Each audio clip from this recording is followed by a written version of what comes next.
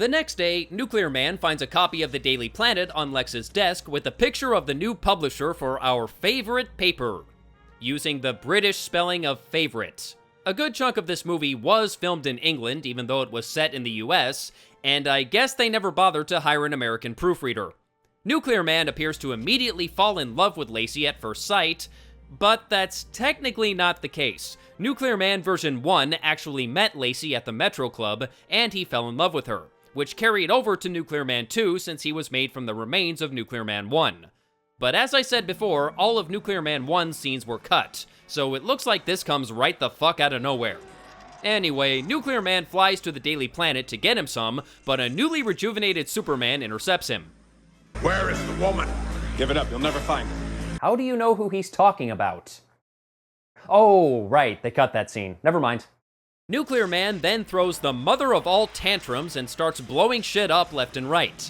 And apparently this dude is so powerful he can make the movie play backwards. Superman 4! Stop! Don't do it! The people! Soups? Instead of just standing there and asking him politely to stop, why don't you march your Kryptonian ass over there and fucking do something? Eventually, Superman relents and agrees to take the angry bastard to Lacey. But instead of taking the elevator, he simply smashes his way to the top floor. They finally end up in Lex Luthor's hideout? I thought they were at the Daily Planet. How'd they end up here? Well, in any case, Superman traps Nuclear Man in an elevator, which cuts him off from the sun and carries it up to the dark side of the moon. For some reason, the Decepticons are nowhere to be found. But not 1 minute later, the sun rises and a little sliver of light finds its way inside the elevator. And they fight. Slowly. Very slowly. God, this hurts. The fight only lasts for about 3 minutes, but sweet jumping Jesus on the pogo stick of righteousness, it is an incredibly painful 3 minutes.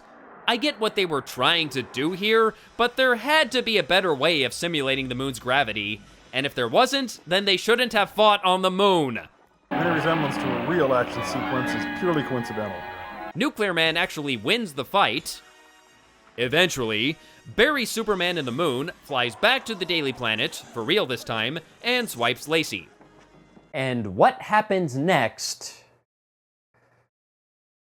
Oh dear. You know what? I'm just gonna show you what happens next. I'm not gonna do any running commentary or anything. I'm just gonna sit back and let you all soak it in. Begin.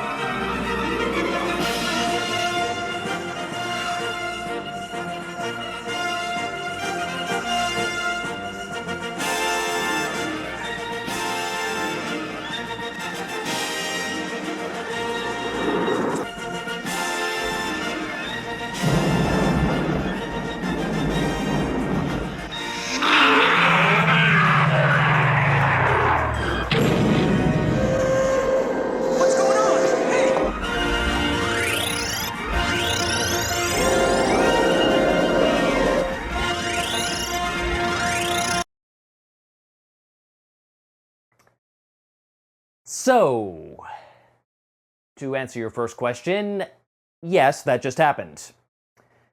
And now that you've had a chance to view that wonderful scene, let's go over its problems, shall we?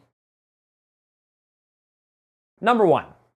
Superman stops Nuclear Man by pushing the moon between him and the sun, creating a solar eclipse. Inventive, but given the effect the moon has on our planet, God only knows how many geological disasters he just caused and how many deaths resulted.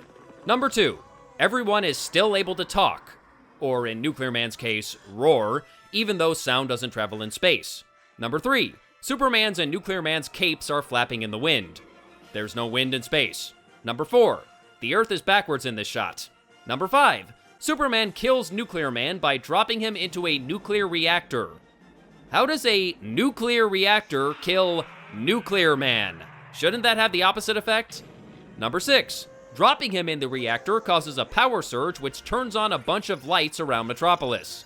Lights do not work that way. Giving them extra power isn't going to turn them on. You still have to, turn them on. And last, but certainly not least, how in the name of the Father, the Son, and the Flying Spaghetti Monster is Lacey able to breathe in outer fucking space? I don't expect a superhero movie to be 100% realistic, and like I said earlier, I can accept Superman surviving in space, along with Nuclear Man since he's basically a Superman clone.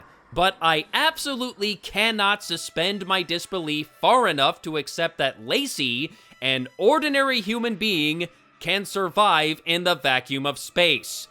How did nobody catch this? Out of all the people who worked on this movie, actors, directors, writers, editors, hell, even the caterers, you'd think someone would have spoken up and said, people can't breathe in space, right? Fucking atmospheres, how do they work? So, to wrap things up, Mr. White buys back the Daily Planet and kicks Mr. Warfield to the curb, bringing closure to a subplot no one cared about. Superman gives one last public address admitting he was wrong and we should give peace a chance and yada yada yada. And Lex is returned to his rightful place on the chain gang. Is the world gonna be vaporized? No, Luther. It's as it always was, on the brink, with good fighting evil. See you in 20.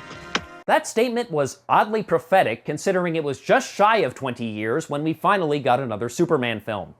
And say what you will about Superman Returns, I'll probably have a few words to say about it someday, but even though that movie did many things wrong, there was one thing it did right.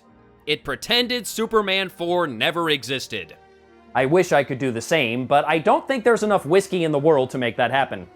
So, what else can I say? This movie was a disaster from start to finish and was a big nuclear bomb at the box office, failing to make back even its paltry budget of $17 million. The story was terrible, several subplots went nowhere, the new characters were silly, bland, or just plain annoying, the editing was a mess, which I'm sure is partially due to the 45 minutes of footage they cut, though I don't think the movie would have been saved had they added it back in. And I'm sure it won't surprise you to hear the visual effects were nominated for a Razzie. As for Christopher Reeve, Margot Kidder, and Gene Hackman, bless their hearts, they tried. I certainly can't fault their efforts, and I have a great deal of sympathy for them for having to make this horrible film. But you know who I really feel sorry for? Mark Pillow, who played Nuclear Man. With better direction, this probably could have been a really cool villain, but sadly he ended up as a joke. The real bitch is, this is the only movie he ever starred in. The only item on his Hollywood resume is Nuclear Man. I would not wish that on anybody. That's all for today. Join me next time when I'll be moving away from the mainstream and diving headfirst into the bargain bin.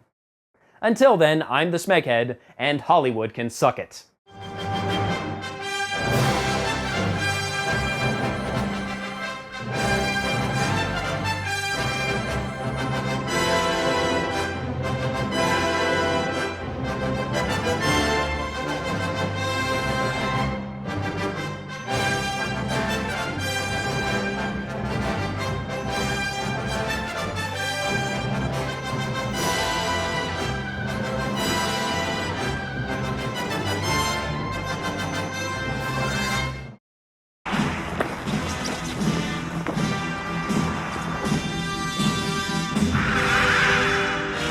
I was frozen today!